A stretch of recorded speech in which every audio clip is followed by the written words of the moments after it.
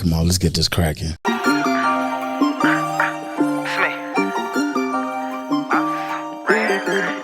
you picture this? Right there, good looking, baby. CYPT got another one. I see y'all. Yeah. Can you picture this? You know, rocking with CYPT. Podcast of the D with Clay and the crew. It's like my CTV. They be giving game out so much, you could take the same route. Especially if you take risks, this YouTube, you make sense. What up, though? What up, though? What up, though? You are listening to the CYPT podcast. It's the podcast of the strongest, fastest, most powerful print shop on this side of the Eastern Seaboard. I'm just Niles. It's your boy Lance behind the camera. I'm Clay, also known as Fearless. And today, we got two guests here. We got my man Kountry.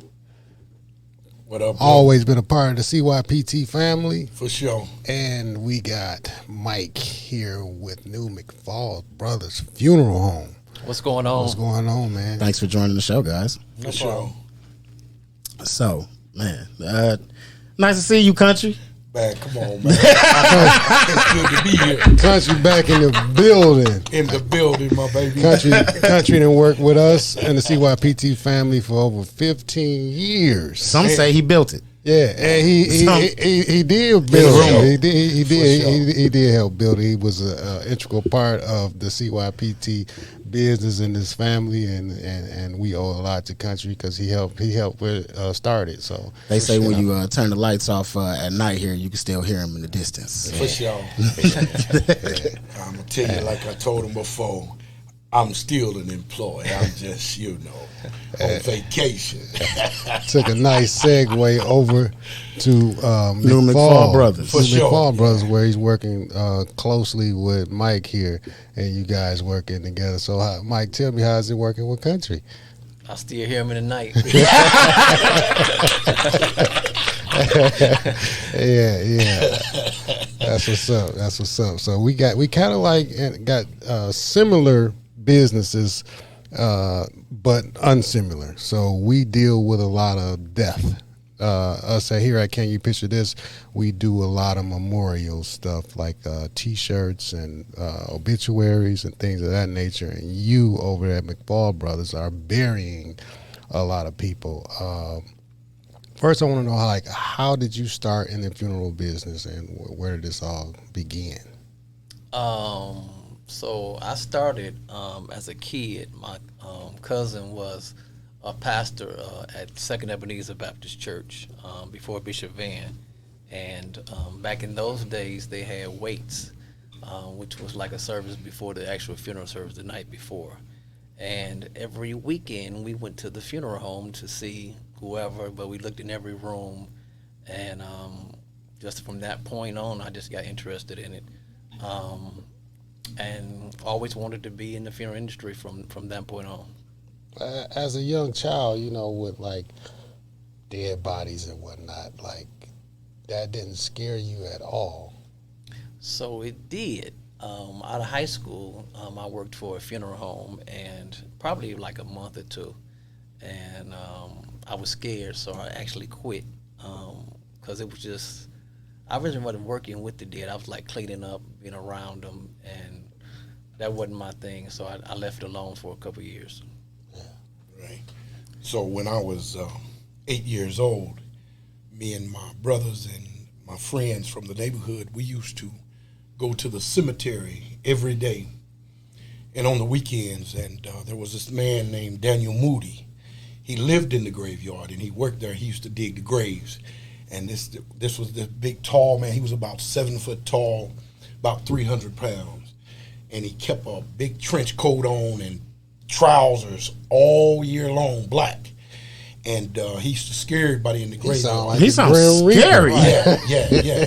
He was a wrestler, Undertaker. And so where I'm from, down south, they used to prepare the bodies, kind of different from up this way. They used to have a slab. How so? They used to have a slab, at the cemetery. They used to do all kinds of stuff. And so we used to get 3 peppermints, 2 lemon cookies, and some jungle juice for digging a grave. And that's when they dug graves 6 foot deep for real. And we would take turns, and that was our pay. When you say for real, they don't dig them 6 feet down? No, not like that. I'm talking about with a shovel. Okay. Not with a backhoe, not with a tractor. We used to dig for real. What do you call jungle juice? Jungle juice. So there was this milk truck that used to bring milk to the house every day. Yeah. And so Mr. Moody would get the meet the milk truck across the street from the tracks right there at the cemetery and get jungle juice and give it to us. Wow. I thought jungle juice was thought different type liquor. of jungle juice. A different type of jungle juice must have been. So did you, like, Mike, did you go to school for Mortuary science? Or So I did not. I started back in it working with a young man. He was from my church, and he actually worked at a funeral home in town. He still works there. And he's like, man, I got a Cadillac. You want to drive on the service for me? And then that's really how I got back in. From there, I actually had a job. So he was paying me $30 a service. Had a job making $25 an hour. So I couldn't quit and do it full time. So my goal was just to meet people and network, and then hoping still one day that I'll be able to get my own funeral. Now, when you say service, like, what are you actually doing as far as, like, service? Like, what is your job description? So service is setting a body up in a church, making sure the flowers are set up, making sure the family is picked up and on time. At the end of the funeral, closing the casket, taking them to the cemetery. That was the biggest of my job back then. You did all that for 30? For 30. What year was that? I'm going to say 2005. 2005. 30? 30 ball. Because I have to imagine a lot goes into what you're saying, setting up a body. What does all that entail? So setting, it's not really, so if a church has stairs is where the hard part is. You got to have enough people to help you get into the church. But it's really after that is common sense stuff. It's not deep or anything like that. Okay. How does the body get to the church? In a hearse. We take it from the funeral home to the church and set up flowers across the front of the church. Sometimes if the funeral home provides the obituaries, we have the obituaries on hand. We have flags for the car to go to the cemeteries. Got to have a cemetery permit to bury the body. So it's basically, it's really not hard like people think it is. A lot of families now want to help close the casket. So you're really teaching them at that moment. So it's not really that hard. Now, you own New McFall Brothers. Mm-hmm. Okay, so this is a big jump from selling up bodies for $30 to owning the funeral home. So how did this journey happen? It was the $30, and then what was the progression like? Okay, so I actually got to meet different little people in the industry. Because you said you were networking. I was definitely networking. I think that anything you do, everybody should know what you do. Mm-hmm. So I networked in with. Say it again for the people in the back. That was good. Anything that you do, everybody should know you do that. So Nice. if you're a barber, Let everybody know. when you say your name, you should be like, "Hey, I'm John the barber," and that's how I was. A lot of people would call me when I didn't have a funeral home to do services for them, and then from there, I remember my partner. I met him, and I was leaving. I actually took a job out of town at a casino, and he asked me, "What would keep you to stay?" And I'm like, "I need a funeral home." And from there, we went to work. Got the funeral home, and our first location. Our second location is I used to work for the gentleman James Pelsley. He owns the funeral home, and he said, "I want to sell it." Gave us a great price, and gave me everything in there, but a copy machine. And he told me, "I wish you well. I think you're a great guy." Now, Mike, when I introduce myself, I say, my name is Clayton. I'm the owner of a print shop. We do T-shirts and business cards, banners, and things like that, all types of printing. Tell me, when you meet somebody, how do you say your job description and what you do? So most people are fascinated with death because no one has ever died and say, when you die, this, and this happens. So you don't know anyone who's died who can tell you they died and came back to life or anything like that. So most people are intrigued with death. So I don't even have to say what I do. They like, There go Mike, and they have all the jokes. I think the number one joke I hear is, they dying to get in. I'm like, I'm so tired of hearing that joke. But people want to know what happens at a funeral. If we see 7 families in a week, 5 people from those families are going to ask me for a job. Somebody want to do something at the funeral. Really? Yes. So my cousin used to work in the graveyard, right? Bayon, he worked there. Yeah. And he actually worked there for like 3 weeks, and he was like, man, it's too many spirits. too much spirit.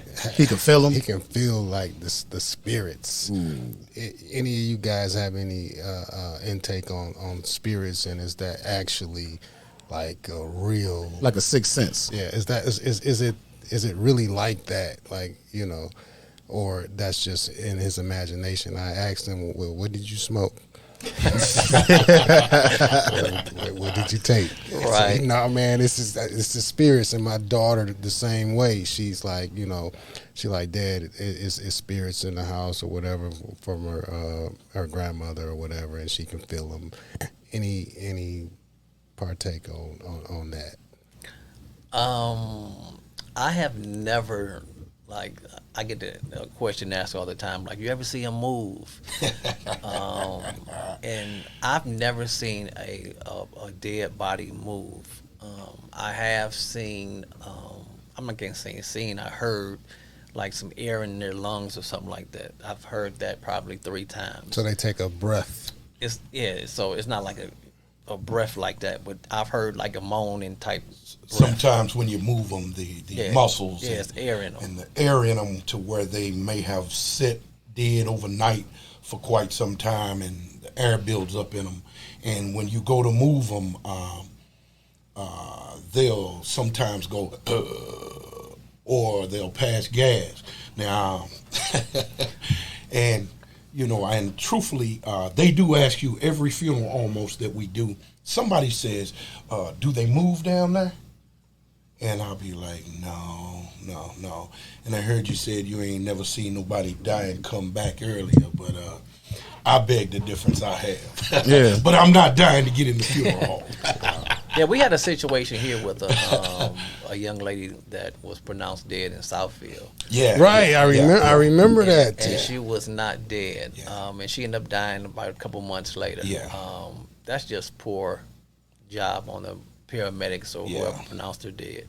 But I've never had any creepy situation. I mean, I've had the pacemaker go off. I jumped from that when I first heard it. So, are you like ever alone by yourself in a funeral home, late hours? And how do you feel? Like in there, thunderstorming outside. Yeah, how do you feel in there by yourself? I love it when that's going on. So that's how I kind of knew it was for me. Like I remember one time. That's how you knew it was for you? So I was in the funeral home, and we got a call about 2:30 in the morning, and couldn't get nobody to help me this night. And I go by myself, and I go on Dexter by myself. Dexter's not the best neighborhood, and I'm like, I'm in here by myself. If something was to happen, wouldn't nobody know to do nothing? I can't call for help, and I wasn't scared or anything. I probably would have been more scared at home than I was at the funeral. Yeah. But it's an illusion. I mean, some people have said they've came back to life from death. That's not my testimony. I've never seen anybody say like, okay, I'm finna get up from this table. I ain't. Even if you pick somebody up from the house, by the time we get there and they got a medical examiner number and all that, there is no signs of life. It has happened. It has happened because there was a case here. Now, how did that happen? You can just like tell me how did that happen. I knew the guy who actually was the first person that he said that when he got her back to the funeral home that her eyes opened, and that was a little strange. He didn't get paid for it. He was like, man, they ain't even paid me for the pickup. But that's just bad. Job on the paramedics part. Did she end up living? She lived like 2 more months, but she was had a history of illness, so she only lived like 2 more months after that. Right. Wow. So I got to ask you this really important question, man. At least I really want to know. How'd you meet this guy? That's a great question. I know. So I met Kountry some years back. We didn't actually meet. He had a story. So we was in church. He was a legend. You heard about him before you. Yes. So he was in church and he gave his life to God, and he put some drugs on the stage. And, in front of the police. And drugs. What kind of drugs? Hard drugs. So we had jokes about that he gave to connect money away. He was dead somewhere. And so I was telling a friend that, and we came up here. And he started talking. I'm like, man, his voice sounds familiar. And then I asked him, I said, man, you've been to second Ave? He was like, yeah. And everybody around town knows this story. But we all thought he was dead. We got to hear the story come straight from the man. Yes, what happened Kountry. when you was in the church and you put the drugs on the altar? Where did you put the drugs on? I was going through a hard time in life then. I wanted to die. Oh, this is so good. I wanted to die. I didn't want to live anymore. And one night I was riding, and I was actually going down to the water. And I went down the street, down the boulevard, and there was a tent revival. Mm-hmm. And I heard them. My windows were down on the car, and I heard them preaching. Was it like a pop-up? What's the tent revival? There was a big revival. There was Second hundreds and hundreds of people. They used to have a down revival called Breakthrough every year. And Bishop Noel Jones was preaching. I didn't even know who was preaching. Okay. And something told me to stop the car and go over there. I went over there during the middle of service. And I walked up and threw my hands up, and I was crying. And I took the drugs and stuff out of my pocket and laid it on the thing. And there was sheriffs. There was everybody there. Yeah. And I didn't go to jail or nothing. They was hugging me and talking to me. And, you know, I just didn't want to live anymore. I felt like life, everything was going wrong. Yeah. And that's what happened that night. And, you know, of course, I'm here. He remembered that.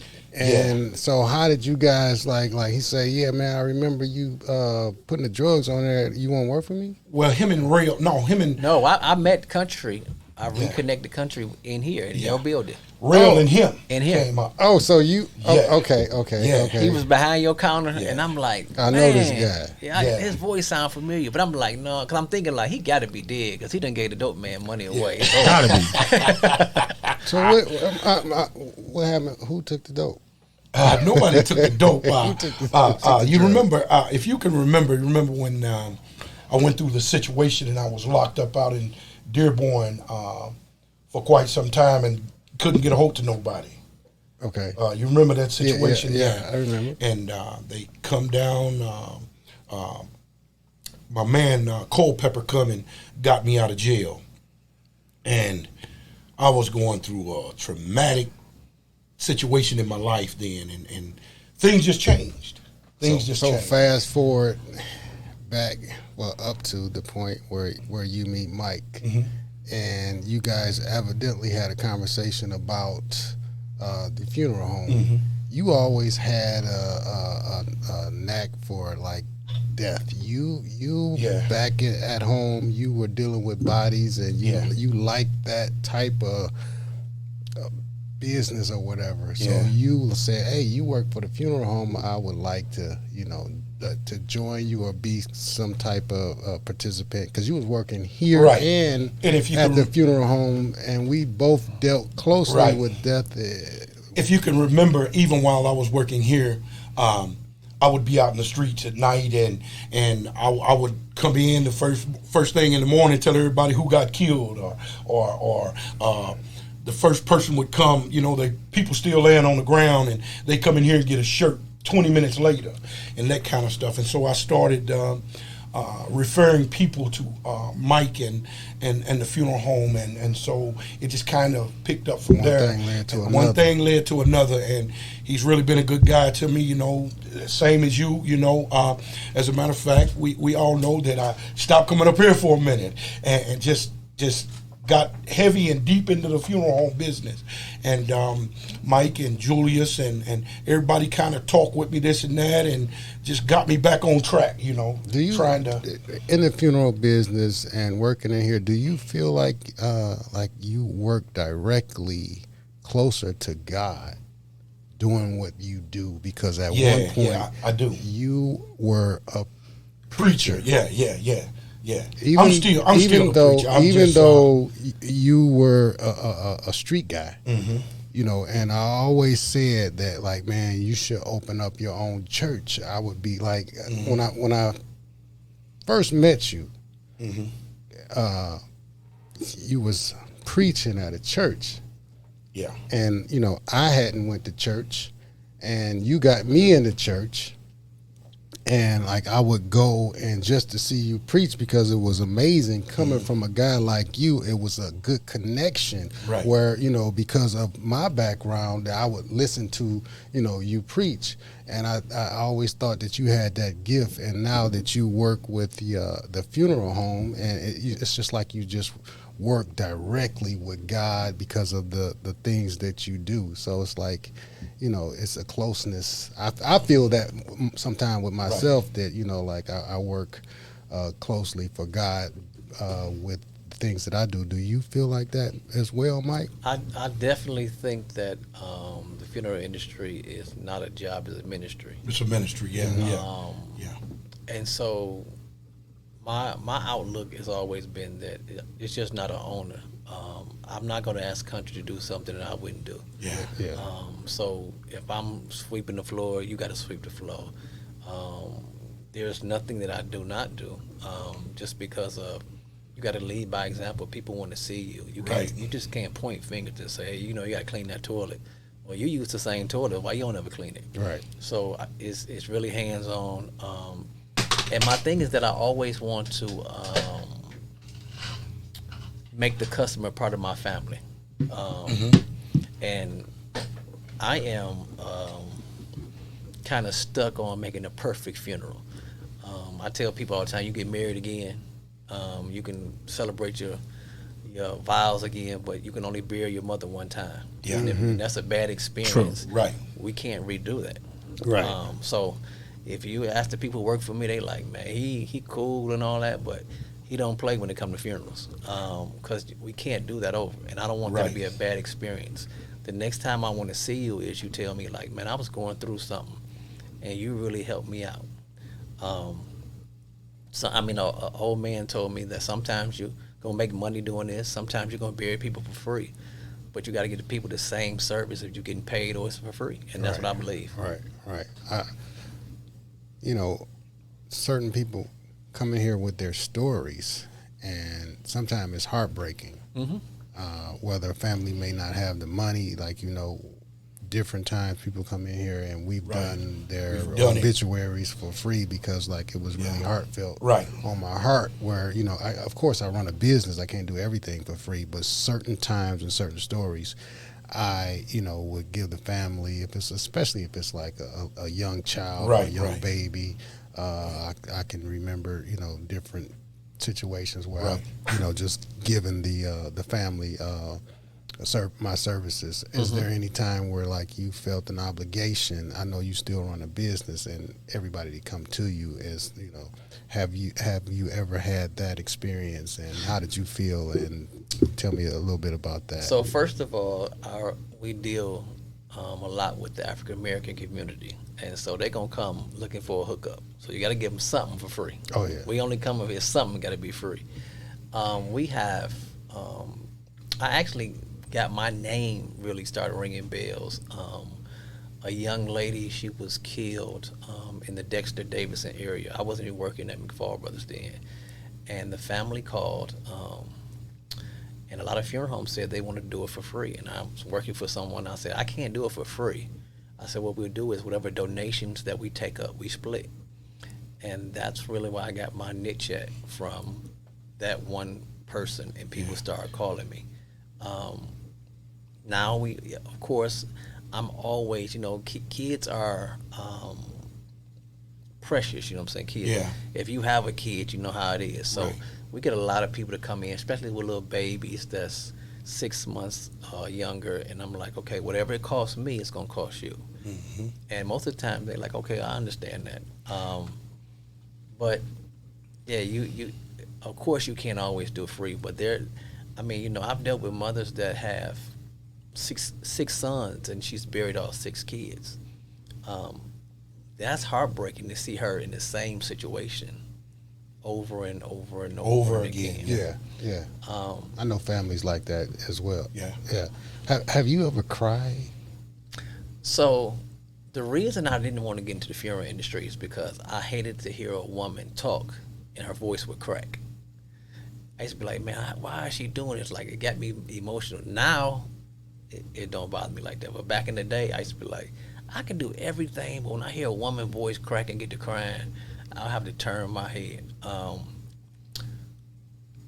I think the last funeral I cried, and I didn't really cry at the funeral, but we had an employee that worked for us. And this young man, we would fight. I felt like I was more married to him than I am my wife. We would fight and argue and fuss. Rest in peace, Ronnie. But he would, I could call Ronnie in the middle of the night and say, man, can you go get my wife some water out the refrigerator? And he was Johnny on the spot. Okay, Mr. Kim, I'm coming. And he took ill one Friday and he died Sunday. Wasn't sick or anything. And that right there lets you know how precious life is. Yeah. Right. I don't think the human mind can grasp that because we think we lucky. So if I leave here doing 100 miles an hour and I hit a wall and you do the same thing, you're going to feel like, well, Mike wasn't driving good. He can't drive like I can drive. And so we think that we're invincible, but life is quick, man. Like, I'm almost 50 and I'm like, I got more years I done seen and I got ahead of me. So what's the odds of me living to be 100? But, we don't understand how precious life is. So that's why when I started talking to Kountry and we had discussions about different little things, I'm like, man, all that beef stuff, you got to put that behind you because someone can actually die that you really love, but you wanted to play hard with it, and you didn't tell them, man, I really love you, and it ain't even worth it. Yeah. Right. I'm so glad that me and it's the same way that you talked about the guy that you was working with. You guys would argue all the time. Me and this guy would have heated arguments. I remember one time I took my hands and I tried to choke him. and when I grabbed his neck, my hands did not wrap around his neck like I thought it would, and I was like, it was like a tree trunk. Right. And I'm like, but I love this guy, even though I thought about him all the time, when he wasn't working here. And I'm so glad that we were able to rekindle our friendship and still work together. So now he's still, working with us, and it's like a big family again, and we still able to. And that's what maturity is. Yeah, and working here, and witnessing how life itself can be gone. In an instant. We've had me working here, I value family more, friends more, and just life more. Yeah. And I get so mad at the young people because they really don't value life. Right. They don't. They don't. So and that goes along with their own life, with drug abuse and things like that. Tell me, how has drug abuse in its late been skyrocketed as far as people overdosing on drugs, and what type of drugs is out here, and how can people tell their loved ones about it, just to give them some type of awareness so they don't end up either coming here or to you? So, my outlook is that most of the times a 35-year-old male usually don't drop dead of a heart attack. Right. It can happen. You can die. There's a million ways to die. But most of the time, a 35-year-old man just don't drop dead of a heart attack. Fentanyl has claimed the lives of so many people, young. I'll look at a death certificate. I'm like, man, this guy was 80 years old, died from fentanyl. And truthfully is the sad part is that when I was coming up, you had crack and you had heroin. Now you cannot sell heroin without putting fentanyl in it. So it's disguised. Yes. Yeah. So we had a young gentleman come in here, his marijuana was laced with fentanyl. Yeah. Mm-hmm. So it's disguised in these different drugs, as far as it may be pills, cocaine, heroin, and now even marijuana. Yeah. Because you can't smell fentanyl. You don't taste it, so people get it, and then it's too late. And most people that are have a history of drug use, they want fentanyl. They think that because you died, your tolerance was bad. Yeah, My tolerance is way better than yours. And the cartels are really shipping it across the border in masses now, and they're lacing it in pills. They're, these guys, I'm the best chemist, and I'm this and that, and like you said, they're really dying. We've had several cases here in the last several months, and it's bad. As a matter of fact, when I was up here last week, remember the young lady that the gentleman that came in to pick up the shirt, and I asked him, I said, how did she pass? And he was like, somebody put something in her drink while she was at home. And and just to really get back on something that you had asked him earlier about doing things for families, for free and this and that. And I wanted to say this to you, Mike. It's crazy that young girl that you had done the service for over on the Linwood and Dexter area. Mm-hmm. It's crazy because that's the baby that me and you did the same stuff for. Mm. He did the funeral, we did the obituaries, we did the shirts, we did everything for her for free. And that's the young lady that the baby girl that was raped and set a fire in the house by family member's boyfriend or what have you. And we have done, and it's crazy now that we're sitting at the table. Mm-hmm. I remember that. And there are cases that you will never forget. There are people that they will leave an imprint in your life for the rest of my life. Yeah. And death is not bad. You're supposed to die when you're 100 years old. You don't live life, then you've seen everything. But when you're 16, being cut down. Yeah. And to be honest, that I think that we've got numb to it. You know what I'm saying? There should be an outrage when stuff like that happens, but we think that there's young people killing young people, and until it affects you, you're not gonna do nothing about it. But if somebody kills your grandson, he's 16, then there's a big, Crime Stoppers and everything. But I mean, ain't nobody coming through the neighborhood on a white horse. We gotta look out for each other. Right. If we don't do that, it ain't gonna never. And it's change. crazy when we go down to the morgue. We have to go to the morgue and pick up some of the people that we buried. So you actually go and pick up the dead bodies? Yes, me and Mike and a couple other people. So tell me, like, what is that like? And I just want to know, like, it might sound crazy, but when we get a call, I get excited. I love doing it. I love working with dead people. I love working at the funeral home. I love it. I love working here with the dead, doing the shirts, the obituaries, and it's just something that I've always liked to do. Get next to the family, and I love on them and what have you. But yeah, sometimes you are good at it. We get calls in the middle of the night, 2, 3, 4, 5 o'clock in the morning. We got to go and get loved ones and see families going through, and Like, pick them. what's the scenery there? Like, The scenery where at? when you go and picking up When you going to get somebody. is it like just take me like in the house? What are the family members doing? Sometimes it's a big party. So, What you mean? most of the time,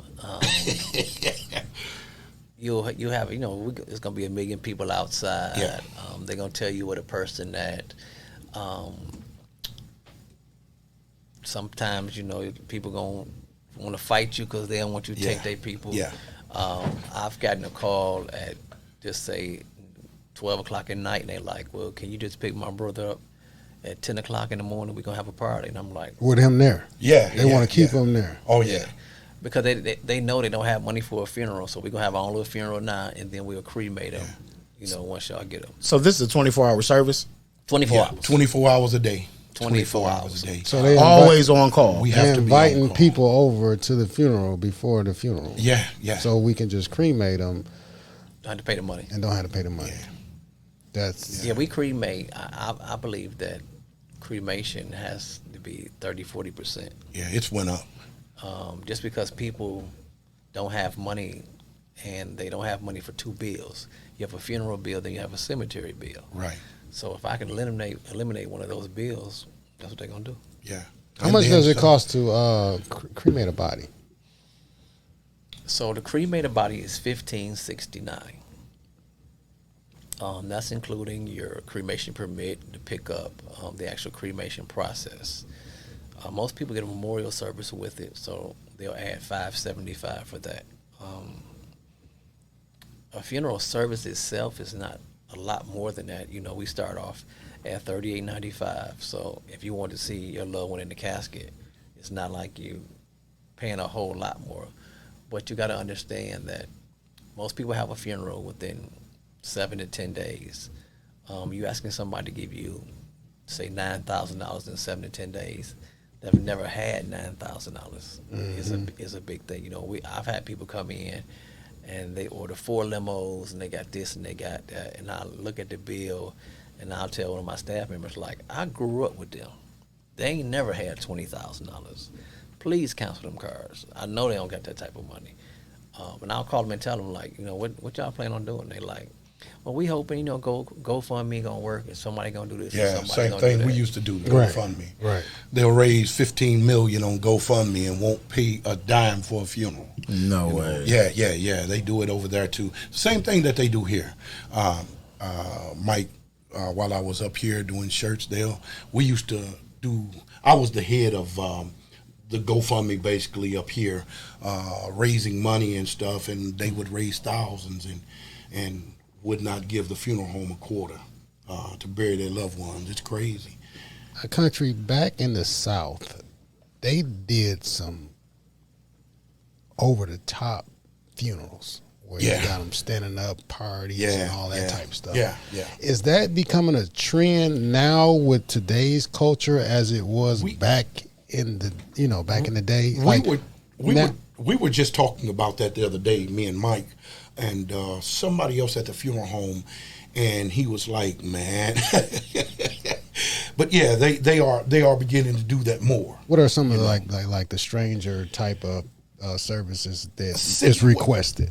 Sitting in the chair, and then there's been a couple. Y'all did one like that? Yeah, not here. I haven't done one here yet. Okay. At Mike's, but when I first started down there, we had one that was sitting in a chair, and then we had a couple that laid in a bed. They had a bed. It was nicely made. And it was a nice funeral. We'll probably get one here. Well, I'm not for sure when, but I'm sure we will. I did. I was running late for work today, and I did 100 miles an hour on the freeway today.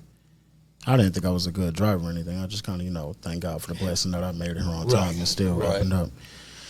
A lot of times here, when you deal with the memorial, side of things, it becomes a lot sometimes, over and over again, day to day. Sometimes you get numb to it. Sometimes you get a kid, that comes in. It kind of pulls at you a little bit. My question to all of you is, when a person gets a shirt or an obituary from us and they go, "Oh my God, thank you. This really helped. You know, I didn't know what we were gonna do. This is the most beautiful thing I've ever seen." It's the little light at the end of the tunnel, or the little silver lining that helps you keep pushing in this type of business. Yeah. That's what helps me keep going here. Yeah. Right. I want to know what helps you guys keep going in this type of business. Pretty much the same The thing. same thing. That when the customer is so elated at what you've done for them, Yeah. makes all the difference. And that's what Mike gets on us all the time. And the least little thing that we do wrong, he might not say nothing right then, but at the end of the funeral, Yeah. Yeah. double A ass is grass, because he's gonna say something. Yeah. And he doesn't. Sometimes I think he's doing it to pick on me, but I know he's just like you, Clay. He'll say something, and you know, I'll try to grasp what he's saying, and he don't be wrong. He's striving for excellence. He's trying to make us He's better. striving Right, to make us right, better, right. even though it may be petty, it may Right. be insignificant, Right. but he wants to instill in you, greatness, Right. and when he does that, that makes the business thrive And better. he says all the time, when I'm gone, when I got to go somewhere, I don't want to be here all the time. Yeah. I want y'all to run it like I would run it, Right. Like, and I want y'all to do it and do it with greatness. And Mike, you sound a lot. I feel like I heard that you before. sound a lot like me. I mean, like I'm in the trenches, and our goal is like to get out of the trenches. Yeah. I'm cleaning toilets, I'm sweeping floors, but at the end of the day, we trying to get out of that so we can work outside the Right. business and work on the business instead of working inside of the business. Right. And this was a question I also wanted to ask you, Mike. In your day-to-day operations, what is a day like for Mike? What do you do inside of there on any given day? Like, what could you be doing? Could you be changing clothes on the body? Whatever it is, like, I want to know, what does Mike do inside of that? So, my goal every day is to wow the customer. I tell Kountry and other staff that if I never show up for that funeral, the family should never know, because of the difference of service. No one they shouldn't come in and say, well, that's the owner right there. They should be treated the same across the board. There is absolutely nothing that I will not do. There is nothing. I don't have a lick of experience in roofing. If the roof is leaking, I'm gonna throw something up there to stop it from leaking. And I worked for a gentleman, and he changed my life, because he would come in and he would run his hand on top of the door, and he'd be like, "Oh, it's dusty up there," and I'd be like, "Man, who running their hand up there?" But when you get in the hang of it, I started noticing my house. I would take a rag and wipe the top of the door, and it's just a good thing to do to improve your life. And so with Kountry, I tell them all the time, like, man, listen, I don't want to be here every single day. So we don't have a real big funeral home. If we have 6 funerals on a Saturday, like, we are busy. And I used to try to go to every funeral and shake hands, and I thought I had to be there. And I was driving myself to death probably. I was got a headache I can't get rid of. And I'm like, why? I trained them. So you got to implement what I trained you. I shouldn't have to. You shouldn't have to call me for every single thing. You know what I'm saying? Like, common sense stuff. Y'all know how I like it, so make it. Right. Because if Kountry was to leave and go somewhere else, I would want the people to say where he leaving, like, oh man, he know what he doing. He been trained. I ain't got to start all over and train him, because he got it. And that's the same way with this business too. If you walk away and say, man, I'm going on vacation for a month, should nothing stop. Right, Nothing. And I tell people, you should never look at a business and say, oh, this is a nice black-owned business. We want everybody money. We want to serve everybody. So it's not about, it looks nice for a black business. I want it to look, my goal is to have the lobby look like a hotel lobby. Right. When you go in a hotel lobby, you go to the Ritz-Carlton, it's warm, it's clean, everything is together, and that's how a funeral home should be. Your funeral home over there is immaculate. I just want everybody to know it's really nice inside there. as far as pricing is concerned, are you on the lower end, or are you competitive with different funeral homes here in Detroit? How do you rank your, like, where you stand at? So I'm always studying funeral homes, but I don't really study funeral homes here. I study them in different cities. Because Everybody here is the same. Everybody do the same thing. One of the things that we do on our services is we put out red carpet. So you bring the casket out, you're walking on red carpet. It probably cost me $200 for the carpet, but families are wild about it. Like, I have families tell me, "Well, how much do you charge for the carpet?" I'm like, "What?" "Yeah, we want the carpet. How much is the carpet?" I'm like, "That's free." We put a coffee machine in the lobby. People love the flavor cream and the coffee. When COVID hit, Mints. yeah. All of those little things mean a lot. Yeah. Yes, and Lights are on running when the funeral's over and they come out. All the lights are lit up, and because we like a show, you know what I'm saying? People like you throwing the casket on your shoulder, and they like all that. A lot of times they can afford that, but they like that type of stuff. And so when most people that pass that I know, they don't even call the funeral. They call my personal number. A lot of people will Facebook you, message you like, "Hey, mom just passed, and can you call me or whatever." So I'm not a guy who don't meet with people and all that. It's nothing that I do not do.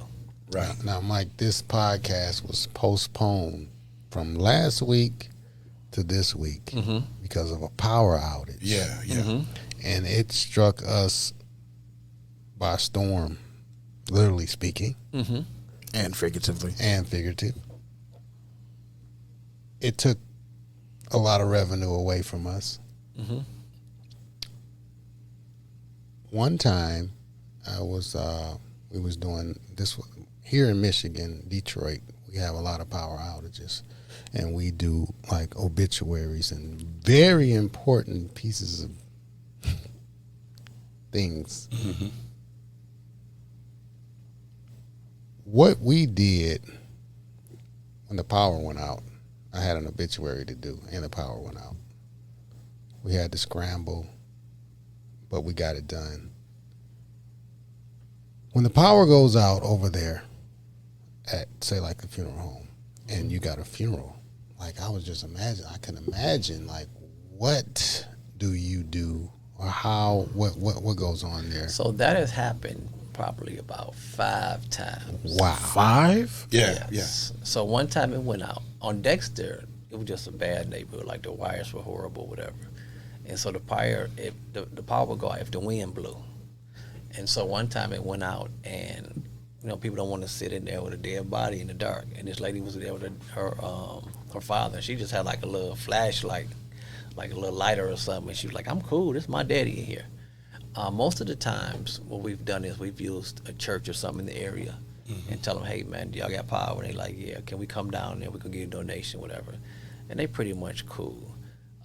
One time on the east side, it went out, and I had about 4 generators just going. It was so ghetto. I had lights everywhere, and people appreciate That extra mile. Yeah, they didn't knock me like, "I see all these orange cords everywhere running." Right. They was like, "Man, thank you so much." So you have a contingency plan for things like that.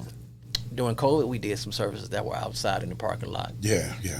Because you couldn't have more than 10 people in the building. So, and I told people, "Hey, listen, we outside in the parking lot. It is what it is." And people, they thank you. They like, "Okay, at least he tried." I never want to cancel a service. That's something I never want to do. Do we do it sometimes? Of course, because it is a lot of payment situations, but People coming in from out of town and all that. and it makes business bad when people don't pay you. If I was coming in here and my mother passed, and I got some T-shirts on you for credit, when my father passed, I'm not coming back. I'm gonna feel like I already owe Clay a bill for mama T-shirts, so we can't go back there. So I'm gonna go somewhere different and pay them for my daddy T-shirts. Yeah. And you lost on the business because you were trying to be nice, and it backfired. That's you gonna lost. backfire, so Yep. that's why you gotta get the money. Yep. sometimes here at the print shop, or a lot of times, dealing with anything custom or even in memorial. Like we were saying earlier, that silver lining at the end of it, when someone looks at you and goes, "Thank you, well, this really means a lot to me." It really makes you feel better. Mm-hmm. And also sometimes there's human error.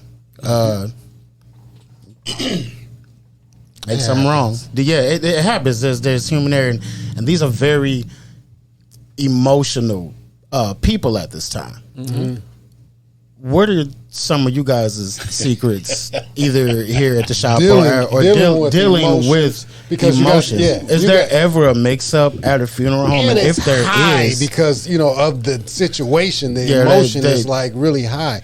How do you deal with the emotion, the people and the family? So I'm gonna tell y'all what I hate. I hate dealing with third-party people to do something for me. In what aspect? What do you mean by like that? A florist that I recommended, a printer that I recommended. Okay. No one has horses and carriages. We use a company for that. If I need an extra limo or something, because sometimes people will let you down, and the customer's going to go crazy because they didn't hire those people. You hired those people, and I don't like to hire anybody that I don't have any control over. I remember a situation, a young lady, she lost multiple people in her family, and she had all these horse and carriages, and one of them didn't show up. And she's like, "Where they at?" Yeah, I remember that. Like, I don't know. And so I'm calling the guy. He's like, "Well, I'm not coming." And I'm ready to go berserk. So we had. How do you keep calm in situations like that? Because you have to. I did. My staff actually pulled me like, "Man, come on, man, you got to chill out." And so I went. Because I gave you a check already. If you wasn't gonna come, you shouldn't have cashed my check. Yeah, true. What was his reasoning? When he say, "I'm not coming"? He wasn't answering. So he did respond. He was like, "I just thought I didn't have nothing to do today. I found something better to do, and I'll send you your money back." Whoa. So I ended up giving her money back and compensated her to something like a limo or something for free. We have, especially floors, we have one of the baddest floors it is, and I'm not going to say the best in the world. But being on time is just not for them. And I mean, a family has been letting me have it, like, because our viewings are from 3 to 7, and this florist has brought in the flowers at 6 o'clock. Oh.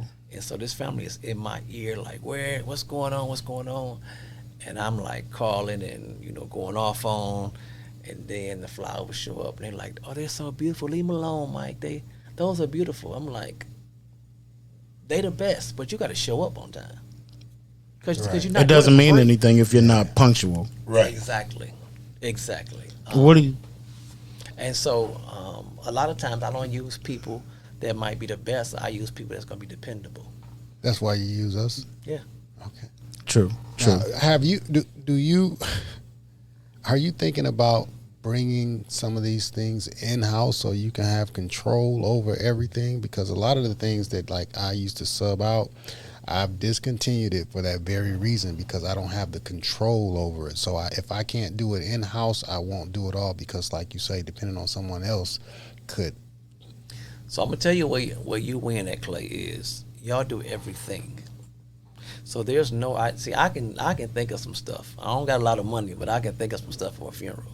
If I think about it, y'all can do it. So that's what makes y'all better than anybody else. Because some things that you've done, people wouldn't even try. Yeah, you open up my mind to different things that like I haven't created before, and I'll create them because you pictured it. So it's like, if you can picture it, like put it in my head, I'm gonna do it. Like the flags. The flags, was that you? Yeah, did you come up with that? Who came up with that? I did. So, you did. So funeral flags. We did the funeral flags for the funeral cars, and I had never thought of that. And you said, "Can you do them?" And I need them like now, yesterday. Right. we made it happen. Yeah, but where we strive. And that was like something new that we can put on our in our catalog that we can continue doing. And I thank you for that idea. I put that on Facebook, And I think every funeral home that I'm cool with in all them groups is like, man, y'all have personalized flags. Yeah. I'm like, Actually, And another and funeral magnets. home came from that. You must have told the guy, and he's like, you did some flags, some funeral flags. And I said, yeah. He's like, can you do something for me? I said, yeah, we can do because that. people like personalized stuff. Yeah. One of the things that we do is we sometimes engrave the casket. If they don't have engraving, then we'll put a nameplate in there. And you'll be surprised how people fight over this nameplate. They be like, well, why you give it to my sister? I'm like, well, you want to buy another one, y'all can't. This They one do is free. fight. But people like stuff like that. I mean, that little TV show where they sit in the bar, cheers, everybody go where they know your name. That's Yeah. for real. Like, people want to feel important. They That's want to right. know you got them. And that's what I love to do. Like, I love people to tell me, like, I trust you enough that I want mama casket to be pink, and you do everything. And we take it. The funeral that we did the flags for, we had the lady in the horse and carriage. Yeah. Well, we had the family in a horse and carriage as well, following that, and people had never seen that. One funeral we did for a gentleman that worked for our industry for 72 years. We did a video truck. So on the way to the cemetery, they was playing his videos and stuff. People here have never did that. And the old school had his picture on with the magnets. Y'all did several magnets for us. Yeah, and you want people to be like, because everybody like, I mean, when I was growing up, we used Swanson Funeral Home, and everybody thought Mr. Swanson had horses. And I'm like, he don't got no horses. That's a company. But people don't know that. They think that he got some horses at home and he bring them to the funeral home in the morning. And that's what people want, personalized service. They want the extra. They want the extra. And you got to give it to them, because if you don't give them that, they're not coming back. So whatever, when they think about it, we did, some Helicopters some dropping the roses. I did a nightclub. before. Helicopters. Yeah. You did a what? A nightclub. Before. Yeah. There was a service at a nightclub? So they wanted the person to be at a topless bar, and we took. Because that's how he rolled. Yeah. That's- Yeah. So that's some of the untraditional things Yeah. that Yes. you do now. Yeah. That's not like how it was in the past. So like the attire that we used to go in a suit, tie, Well, that's good for you, because Now they people come are in t-shirts. anything. They come in now t-shirts. it's like when our power went out the other day. They were going crazy. It was really going crazy. Yeah, they And were. I'm trying to do everything I can to get this lady a T-shirt, and I did. I went above and beyond, because I went way across town to make sure she got her T-shirt. But she said she was not going to the funeral because she didn't have a T-shirt. Right. Do you see like the difference in attire or what people are wearing now, as opposed to when you first started, or is it on the rise, or what's going on? Not even just attire, but everything. Like from obituaries. Yeah. too. Obituaries Obituaries used to just be obituary. It was an open this and closed. picture. Yeah. So- obituary. It's definitely. So when I was a kid, obituary didn't have a person's picture on it. They had a cross. Yeah, They had like yeah. a dove Praying on hands. there. Yeah. it wasn't even a picture? No, No. sometimes it wasn't. Word. If it was a little oval picture, black and white picture. Yeah. So then, I'm not gonna say the company we used back on the east side back in the day. We used to use a company, and they charged you 50 cents per picture to put them in there. So all these pictures that people have 100 pictures on in a magazine, they would charge you 50 cents, $1 each picture to put in that obituary. And this was when you was a kid. That was probably the late 80s. They were doing obituaries. Okay. Okay. And I thought that now, if you tried that, people were like, I'm not paying all that money for all these Yeah. pictures. Yeah. You would be. You wouldn't believe. You wouldn't They believe. want a like elaborate obituary. 50 pictures. 50 pictures. They want 200 pictures. So how many pictures come in a standard magazine y'all allow? like 50. 50. Okay. Because you give you 50 because we already know. Because we know what looks And good that's in there. still not enough. So what is the price after 50? $10 per picture. Jesus. $5 No, it's per like picture. we really want you to stay in the parameters or go to the next size up because Yeah. we don't want these little micro mini pictures. You in can't there. even see those. I mean, we'll allow you. We got room to allow an extra 10 pictures, maybe. You know what I'm saying? But we really know what looks good for that particular obituary. So we would like encourage you to move up, add another page because we don't want these really small. We don't want to sacrifice the obituary, making the words smaller and pictures smaller or whatnot. And so we'll allow you an extra 10 to 15 pictures. But of course, there's a price to add that in there because they're packages. But if you just had to have more pictures, then you can. it's not even just the pictures. It's The poems. oh my Poems, God, there's so many poems. Now they come And then, 25 poems. and we like to get everything in a nice time frame because it puts a lot of pressure on us. So that's why once we create the obituary, and then you at the last minute you have to add all this stuff in, poems, pictures, or whatever. Now we have to go back in and rearrange stuff. So it's a little task. So that's where the charge might come in. So we like to get all that information and pictures beforehand, and then let the designers go ahead and design the obituary, and so you can have a nice obituary and be printed. I seen an obituary Saturday that it was horrible. And I'm like an obituary critic now, I don't know why. And I'm like, why are the pictures stacked on top of each other that you can't see the fullness of the picture? Yeah, That's why. that's And what it looked like it was just all blended together wrong. And I'm like, no clarity. I would never pay for that. Yeah, But yeah. No, that's why. Another question I have dealing with this business: how do you guys deal with families? And what I mean by that is, you have the family come in and they're they want to get an obituary done and things like that. So they have these pictures and these poems that go in the obituary, and this guy may have had more than one female friend. And the family is having some discrepancies about who should be in this obituary and who shouldn't, and whose poems and pictures should be in these obituaries and who shouldn't. And it can get heated sometimes, Yeah. Does it happen like that at the funeral home too? And how do you guys deal with that over there? so a lot of times they have, if me and you beefing, Yeah. you're going to bring your obituaries, I'm going to bring mine. Yeah. Stop. Yeah, we just had that happen last week. 2 obituaries. Two obituary. And Had the pastor 3 said, obituaries. he was like, I don't know which one to go by. Yeah. Yeah, who do you read? Yeah. Yeah. All of them? You guys have security over there? Armed security? I mean, like... So it's funny because they had a fight one time, and they called the police, and the girl was like, I don't like the new McFall brothers. I like the old McFall brothers. They had security. And I said, why do we need security at a funeral home? Y'all should act right. We don't need no security. I mean, the family is so messed up. The family is messed up. And I You got a lot of emotions going on. I'm just saying that the family itself is messed up, and until we hash all these beefs and we need somebody to be the moderator of this family. Yeah. Because it's so many issues. Big Ma and Nana, they dead and They gone. gone. And you have a grandma who 45 who ain't watching kids. She hanging out.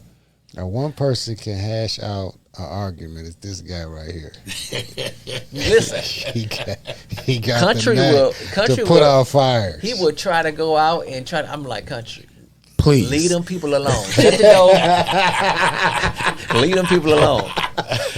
I've got into a few situations. He can put out. He can put out a fire. Yes. He got his way, of talking with people to put out the fire. So I do give him credit for that. He's really good at it. Yeah. He's when situations like that happen here, and I imagine the same thing at the funeral home too. I try.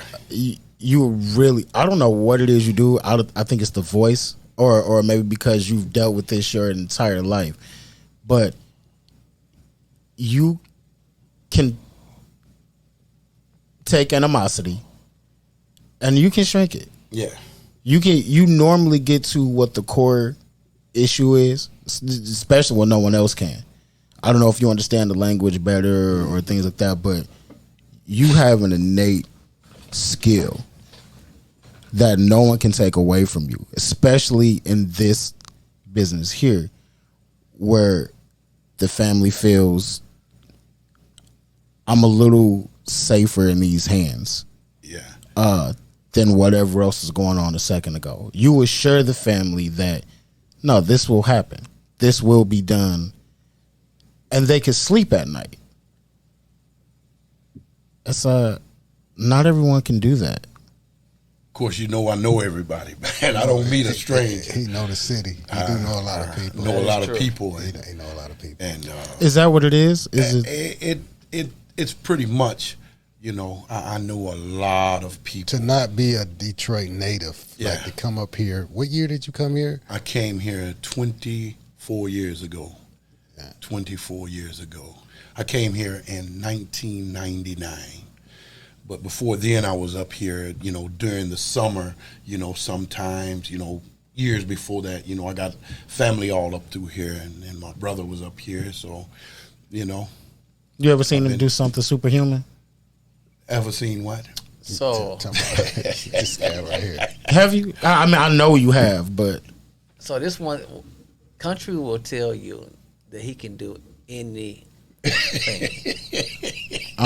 Anything. On our way here, my stepson put some furniture together wrong, some shelves or whatever. And Kountry like, that ain't right. And I'm like, I don't put stuff together. So I'm like, well, it's going to be wrong because I ain't putting it together. And I literally got out the shower and was putting my clothes on. And he had fixed both shelves. They were right and everything. And I'm like. And the time you took a shower. Yeah. And I don't have that net.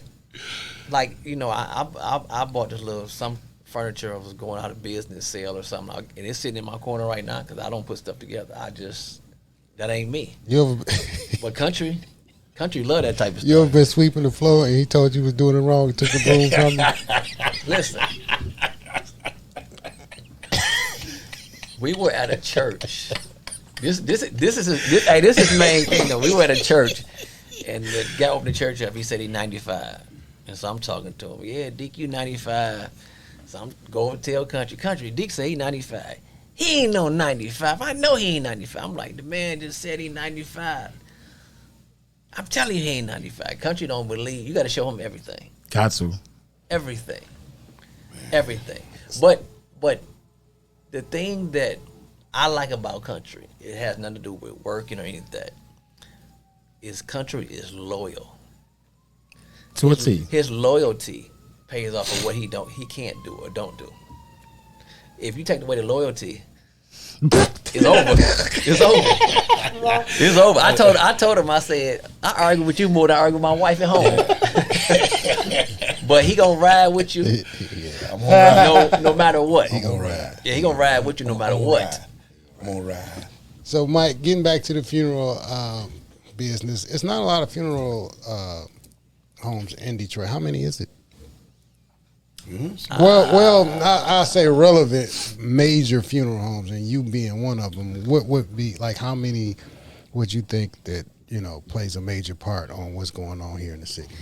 So with funeral homes is they fabricate their numbers.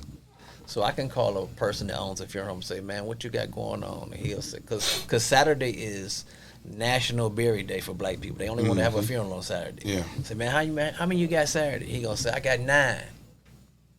And I'm like, y'all ain't had 9 in 2 years. Wow. Total. But the story is fabricated because they feel like I gotta make a good number to show him. And I'm like, if people call me and say, well, how many funerals? I got 2 Saturday. And I'm like, why would I lie to you and tell you? And I used to pray for I drove one time for a funeral home in town, and they had 31 funerals that Saturday. And I used to pray like, Lord, why I can't get that? And I had like 6 and was about to die. Like, I don't even know how you do that. I was going to ask you, how do you do 31 funerals in a day? Yeah. It's all mapped out. One of my great friends is his name is Jerome. He works at Cole Funeral. That's only 24 hours. Jerome has been at Cole's his whole life. He's never had another job as a kid. Yeah. He got a job at Cole's, and he's been there. That's what he's stuck with. He's an awesome guy. He is an Loyalty awesome guy. to the. If I call him and say, "Man, can you picture this? And I need to move a body." He like, "I'll be there. I'm coming right now." Okay. He's been there his whole life doing that, and no matter what, when you look at the sheet on Saturday, they have it stapled or taped, and he does the scheduling, and it's like 3 sheets of paper, and I'm like, man, how do y'all keep up with this? And they run into a lot of problems because of if you get a flat tire, you don't have an extra car. So you gotta call somebody, and sometimes you call and I can help. If I can help, hey man, I'm gonna send a car. If I can't do it. But it takes a lot.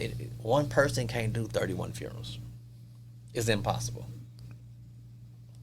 Yeah, when you said 31, I was like, that doesn't make any sense. It's hectic doing 3 and 4. Sometimes we get that. Have you done one yet? I mean, I'm sure you've done one, but like, are you normally the person that does the new McFalls, or are there a couple people who orchestrate the funerals? Well, I don't orchestrate them. You don't. Do that. I'm So all hands on deck. On a typical Saturday, just say if we have 3 funerals, one can be at a church. We could have one going on the east side, One at the west side, and then just say another one at the east side. So Kountry will meet us at the funeral home at 8:00. We gonna meet there. We are gonna put the body in the church. 7:30. Then he has to come back to the east side, set the funeral up. That's gonna go on at 10:00. He got to get them out to get to the cemetery, and then got to clean up and all that. How many locations you get? It's 2 locations. 2. 2 locations. 2 locations. And you run both of them, or Yeah. Okay. And I'm telling you, like it doesn't seem like a lot, but you could never do it by yourself. Yeah. You could never. Because it just don't happen. Like I don't, and that's when I tell people, like, when you say you want that type of volume of 25, 30 funerals and all this, like that's a lot. Yeah. But people think that they make a lot of money. Yeah. And in business, you want quality over quantity. So I want good funerals. I want nice. He says that funerals. too. And I don't just set up funerals. I have to get the caskets downstairs, bring them back up. I have to box decomps, which is a person that is decomp, put them in a box and get them ready to go out to be cremated. And Now, wait, you pick up bodies, right? Yeah. Tell me from start to finish how you get the body from the house to the casket in the funeral home. But it's not. But that's not how it works. But it's not. So we used to didn't pick up bodies. Right. We had a company that did that. Right. And when COVID came, the guy who did it for us, he worked for other funeral homes too. So he was like, I can't do it. And I was like, okay, I got it. So when COVID came, I never did funerals. All I did was pick up bodies. Yeah. So we would pick up on an average 12 to 15 bodies a day. Yeah. During COVID, and Still 24-hour service. Yeah. we were wore out because if I didn't pick up that amount that day, then it would latch on to the next day. Right. And then, of course, I got hit by the car during COVID, so that left them. And So, Mike, I know you like to keep a tight business. You like everything right. How do you scale the business that you at now to make more money? Like, what does it look like? Or what would you have to put in place for that to happen, for you to make more money without being bombarded? So I do not want to be known as the cheapest guy in town. Okay. I don't want that at all. I want a good quality service, and be able to come to my family and affect them in such a way that they're going to come back. Right. The key to any business is not, if I bury one person in your family, you never come back, I didn't do my job. I want to bury everybody in your family. If you only do one obituary for the Smith family, you didn't do nothing. Mm-hmm. You want repeat business. I mean, it's so much is price, because people price shop, they not loyal to a brand. You know, I just had a lady come to me probably 3 weeks ago. I don't care. Whoever died, she gonna call me. Like, call Mike. And she got into a situation that, you know, the young man passed. They didn't have any money. And she was like, I really need you. And I just told her, hey, listen, you know, we're gonna take $1,000 off your bill, because we want to be to help you. You know what I'm saying? You come to us all the time. We ain't gonna turn you away. We normally wouldn't bury nobody for what we buried him for, but I know anybody died, she gonna call me, and that's what you want. Yeah. So your answer pretty much to that question is to continue doing the best job that you can, and then it's gonna grow on its own from referrals or whatnot. So, and it has really grown because of that. Matter of fact, we just had a family that live on the same street that he was raised on. We've done 6 of their family members in the last they got a few real months. humongous. So it's funny because we had one of their cousins that was in the chapel, and their uncle was in another room, and they was like, they didn't tell us Uncle Leroy died. And I'm like, well, he over there, and I'm like, how y'all don't know? Yeah, y'all uncle dead too, but that's how large their family is. Man, we can go on and on. Like, this is one of the most, like, I don't know, like, I can talk about this for days. What's really similar to what we do here. Yeah, so it's a lot of, you know. Yeah, like, is I guess I got a whole lot, but we ain't got no drama. We try to keep it down. Drama at the funeral home? Yeah, we try to keep it down. We in the heart of Detroit. I know it's been some drama. Any shootings? Not at our funeral home. Maybe, you know what? I think we did have someone shooting down the street once before, but not at our funeral home. Of course, you do know that there's been several different funeral homes that have had shootings. You know, just recently in the news. You know, but at our funeral home, we've had, you know, fights, but not any shooting. Yeah, you're gonna have a couple fights. You're gonna have some people that shouldn't have showed up that showed up. Right. Yeah. And they gotta leave. Right. But I mean, it's thank God it's been kind of quiet. Yeah. You know, people have told me, like, this is his baby mama. Here go the picture. Don't let her in. I'm not security, so y'all better have somebody. They be on me. Y'all better have somebody there so she can't get in, because Yeah. I don't know what she look like. Yeah. But I mean, for me, there's always will be people that stick out. You know, a friend of mine, I didn't even bury him. A friend of mine, he passed, and he was buried at this cemetery, and I met the cemetery manager, and I was like, man, do you know the people who come here a lot by name? He was like, yeah, I kind of know everybody. And I told him, I said, a friend of mine was killed, and his mother comes to the cemetery. And he said her name. He said, I take her home a lot. So she get up here before she go to work, and when she get off from work, she come back and visit his grave too. And I'm like, those are the type of people you never forget. Mm-hmm. Have you ever gone, because I know you said quality is a big thing for you. Same here. Have you ever gone above and beyond? All the time. Above and beyond, but it still wasn't enough to the family? Like, you did everything you could out your way to make sure what you felt was perfect for them, and still. He does it all the time. How do you keep pushing after that? What makes you keep going? Because that's kind of a hard. So I'm not always going to say the customer's right. So I'm not one of those people. Okay. I tell my staff that don't let nobody take you out of your element. They shouldn't change who you are. So that if you don't cuss nobody out, because that ain't what you do. Yeah, I had to get him not too long ago. I had a lady come in one time, and she didn't even use my services. I didn't say anything to her because I thought it was a prank.